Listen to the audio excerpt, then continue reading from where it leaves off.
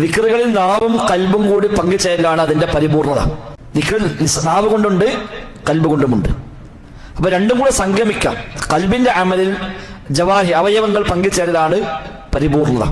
മനസ്സിൽ അല്ലാഹുവിനെ ഓർത്താൽ ദിക്ർ തന്നെയാണ്, പക്ഷെ നാവ് കൊണ്ടും കൂടി പ്രഖ്യാപിക്കുമ്പോൾ അതിന്റെ പൂർണ്ണതയായി മാറുന്നു. എന്നാൽ ചെയ്യേണ്ടത് സ്വയം കേൾക്കാവുന്ന ശബ്ദത്തിൽ, മറ്റുള്ളവർ കേൾക്കാത്ത ശബ്ദത്തിൽ. അതാണ് ഖുർആൻ എടുത്തു പറഞ്ഞ രീതി. അല്ലാഹു പറഞ്ഞു, വലാ തജ്ഹർ ബിസ്വലാത്തിക വലാ തുഖാഫിത് ബിഹി.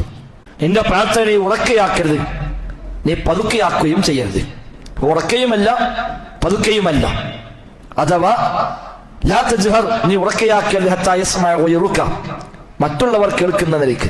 വലാ തുഖാഫിത്, പതുക്കെയാക്കരുത്, ഹത്താ ലാ തസ്മഅ നഫ്സുക, നീ തന്നെയും കേൾക്കാത്ത രൂപത്തിൽ. അപ്പൊ നമ്മുടെ ശരീരം കേൾക്കുക, നമ്മൾ ചൊല്ലുന്നത് നമ്മുടെ കാതുകൊണ്ട് കേൾക്കുക. എന്നാൽ എല്ലാവരും കൂടി കേൾപ്പിക്കണോ? വേണ്ട. അതാണ് പരിപൂർണമായ ദിക്ർ. അല്ലാഹു അഅലം.